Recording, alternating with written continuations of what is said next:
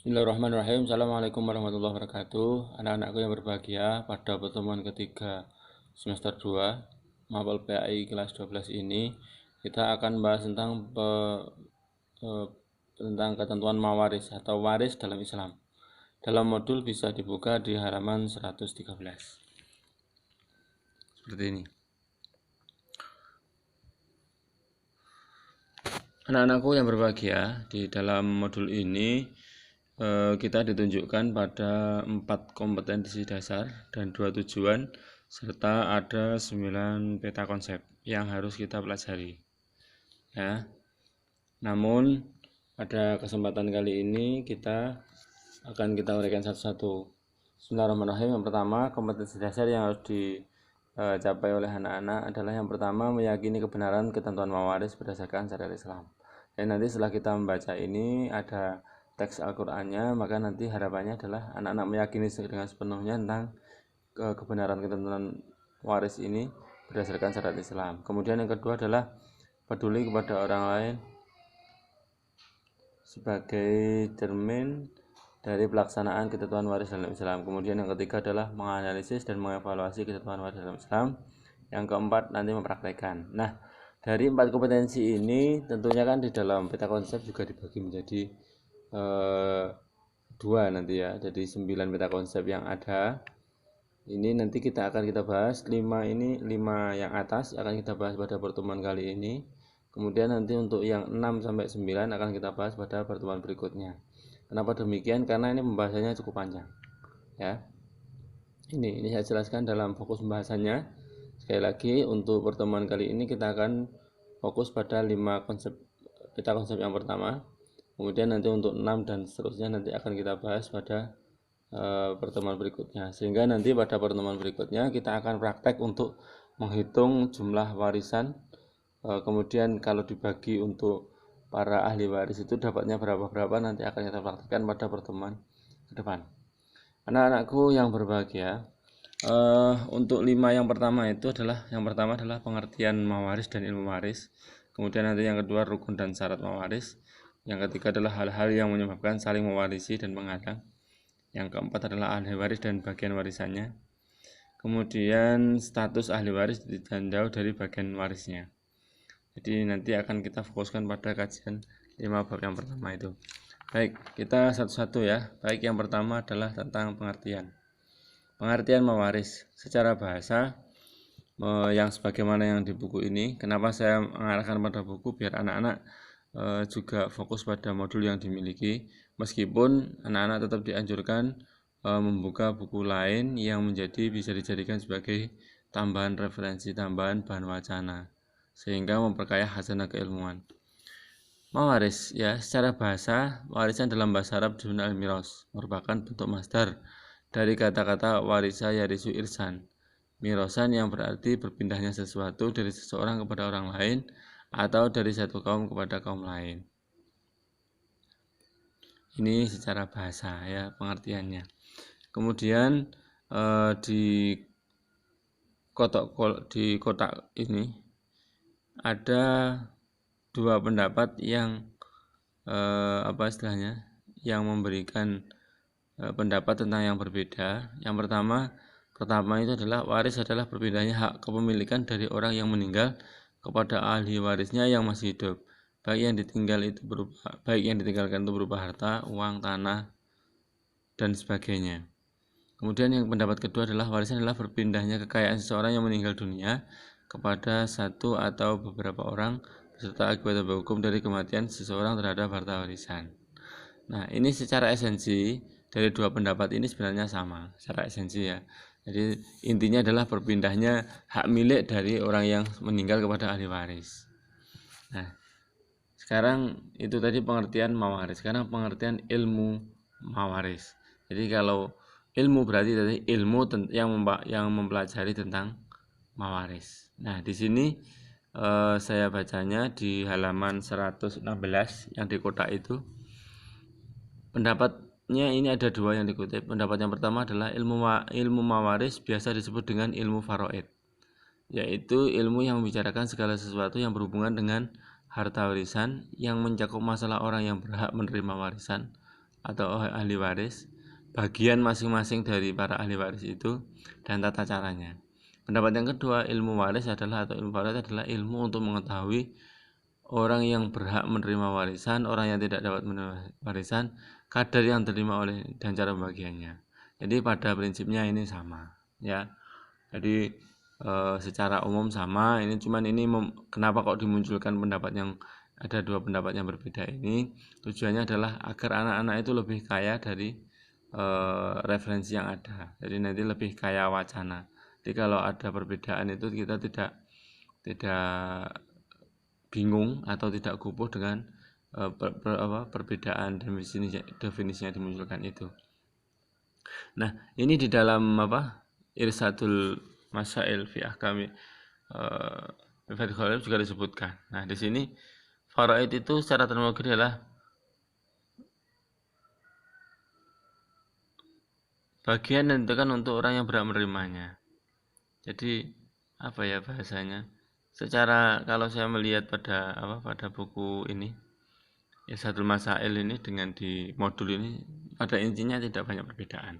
Ya, pada intinya adalah sama. Ya, seputar ilmu yang membahas tentang seputar harta warisan, terus kemudian siapa yang berhak menerima dan bagaimana teknis cara pembagian warisannya. Anak-anakku yang berbahagia, kemudian selanjutnya adalah rukun dan syarat mawaris. Nah, rukun mawaris yang pertama adalah adanya muwaris. Ini orang yang mewariskan. Jadi orangnya ini adalah orang muslim yang mempunyai harta warisan. Kemudian yang kedua adalah maurus, yaitu benda yang diwariskan. Ya, baik berupa benda kekayaan seperti emas, uang dan sebagainya, atau bisa berupa tanah, rumah, toko, perusahaan dan lain-lain. Kemudian yang ketiga adalah adanya waris. Waris ini adalah orang yang berhak menerima harta warisan dari muwaris tadi. Kemudian syaratnya mewaris, yang pertama adalah muwaris telah menyatakan meninggal dunia baik secara hakiki atau mati yang sebenarnya, atau secara hukum dianggap telah meninggal karena alasan-alasan yang dapat dibenarkan secara syar'i. Jadi pelaksanaan waris terjadi kalau memang yang mewaris atau orang yang mewariskan itu benar-benar sudah mati. Ya, kemudian harta benda yang ditinggalkan oleh orang yang akan diwarisi para ahli waris telah diambil untuk biaya-biaya perawatan jenazah, lunas hutang dan sebagainya. Artinya harta yang bisa diwariskan itu adalah setelah diambil untuk biaya perawatan jenazah, melunasi hutang-hutangnya, mewaris yang meninggalkan harta warisan itu dan semuanya sudah selesai, baru harta itu bisa dibagikan. Kemudian yang berikutnya adalah ahli waris yang berhak menerima itu adalah ahli waris yang masih hidup secara hakiki pada saat mewarisnya meninggal. Jadi kalau misalkan punya anak, misalkan si A itu seorang ayah meninggal, kemudian dia punya anak tapi meninggal, apakah anak yang meninggal itu dapat warisan? Enggak. Jadi yang berhak mendapatkan warisan adalah ahli waris yang masih hidup. Anak-anakku yang berbahagia, kita lanjutkan pada halaman berikutnya, yaitu tentang hal-hal yang menjadi penyebab saling mewarisi dan menghalangi untuk mewarisi. Yang pertama, penyebab saling mewarisi itu karena adanya pertalian nasab. Ya, pertalian nasab itu yaitu antara muwaris dengan waris itu ada hubungan ikatan keturunan, baik itu anak, baik itu cucu dan sebagainya. Tentunya nanti masing-masing itu ada ada ketentuannya. Misalkan nanti siapa yang apakah cucu itu mendapatkan atau tidak, terhalang atau tidak, nanti itu akan kita bahas di bab berikutnya. Kemudian yang kedua, adanya hubungan pernikahan. Jadi kayak suami kemudian istri, misalkan yang meninggal si laki-laki, berarti istri berhak mendapatkan harta warisan. Kemudian kalau yang meninggal istri, suami juga berhak mendapatkan warisan. Kemudian wala. Wala ini artinya yang memerdekakan budak laki-laki ya ataupun wanita. Jadi ini berhak mendapatkan warisan. Kemudian yang menjadi penghalang atau penghalang untuk mewaris satu adalah karena pembunuhan. Ya, jadi kalau itu terlibat pembunuhan dia tidak berhak. Terus yang kedua adalah kafiran. Kafiran itu maksudnya orang kafir tidak bisa mewarisi kepada muslim. Muslim juga tidak bisa mewarisi kepada orang kafir atau non-muslim. Itu maksudnya. Kemudian yang ketiga adalah budak. Seorang budak tidak dapat mewarisi ataupun diwarisi. Baik budak itu secara utuh maupun sebagiannya. Sudah dimerdekakan sepenuhnya atau masih tidak sepenuhnya. Nah, ini kemudian yang berikutnya kita masuk di poin yang keempat di peta konsep itu yaitu tentang ahli waris. Nah, di sini yang di buku modul ini bisa dilihat di halaman 119 seperti ini. Nah, itu keterangannya ada di bawahnya. Nah, tapi di dalam ini saya punya kitab Ahkamul Fardhu Wasaya ini dalam apa itu? Irsadul Masail fi Fathil Qorib ini lebih mudah dipahami. Jadi di sini misalkan si mayit itu punya ayah, kakek, anak laki-laki, cucu laki-laki dari anak laki-laki, suami. Nah, ini mereka ini yang digambar ini lebih mendapatkan harta waris dari si mewaris tadi. Artinya orang yang meninggal atau si mayat tadi. Ini kalau saya melihat sekilas ini pemahamannya lebih mudah dipahami yang ada di ini. Di Irsadul Masail ini. Namun untuk memahami yang di sini saya kira anak-anak juga sudah cukup. Tidak kesulitan juga saya kira. Nah, untuk ketentuannya berapa, dapat berapa. Nah, ini di sini disebutkan untuk yang pihak laki-laki ini ada 15 ahli waris. Ya. Kalau untuk yang perempuan di sini disebutkan ada 10 ahli waris. Ya, ada bisa dapat 1/4. Istri itu akan mendapatkan 1/4 bagian dari harta warisan jika tidak ada anak atau cucu. Misalkan ada seorang suami meninggal, kemudian dia tidak punya anak, tidak punya cucu. Nah, istri ini berhak mendapatkan 1/4 bagian. Nah, misalkan anak perempuan, yang nomor 2 itu, poin 2 itu, anak perempuan itu bisa mendapatkan separuh dari harta warisan jika anaknya hanya 1, anak perempuan 1 itu, dan tidak ada anak laki-laki. Nah, ini berhak mendapatkan separuh dari harta yang diwariskan dari si mewaris tadi itu. Nah, berikutnya untuk macam-macam ahlul waris ya. Ini dibagi menjadi beberapa bagian. Ya, yang pertama adalah kelompok ahli waris dzawil furud. Dzawil furud artinya ahli waris yang memperoleh kadar pembagian harta warisan yang mana itu ketentuan sudah diatur dalam Al-Qur'an. Jumlahnya dzawil furud itu menurut Al-Qur'an ada 6. Ya, yang pertama ada yang mendapatkan 2/3. Yang kedua ada yang mendapatkan separuh atau setengah. Yang ketiga mendapatkan 1/3. Yang keempat bisa mendapatkan 1/4. Kemudian 1/6 dan 1/8. Ini ketentuannya sudah ada dalam Al-Qur'an. Nah, kemudian yang kedua adalah kelompok ahli waris asobah. Ahli waris asobah itu artinya perolehan bagian dari harta warisan yang tidak ditetapkan bagiannya dalam ahli furud yang disebutkan di atas tadi, setengah, 1/4, 1/3, 2/3 dan sebagainya itu, tetapi mengambil sisa warisan setelah ahli waris dzawil furud mengambil bagiannya. Jadi ini bisa jadi asobah ini pendapatannya bisa jadi lebih besar dari dzawil furud, bisa jadi. Kemudian yang kedua, bagian waris bagi ahli waris asobah. Ada 3 kemungkinan bagian waris bagi ahli waris asobah. Yang pertama, menerima semua harta warisan dengan syarat tidak ada ahli waris dzawil furud. Ya, yang disebutkan di atas tadi. Kemudian yang kedua, menerima sisa harta warisan jika ada ahli waris dzawil furud.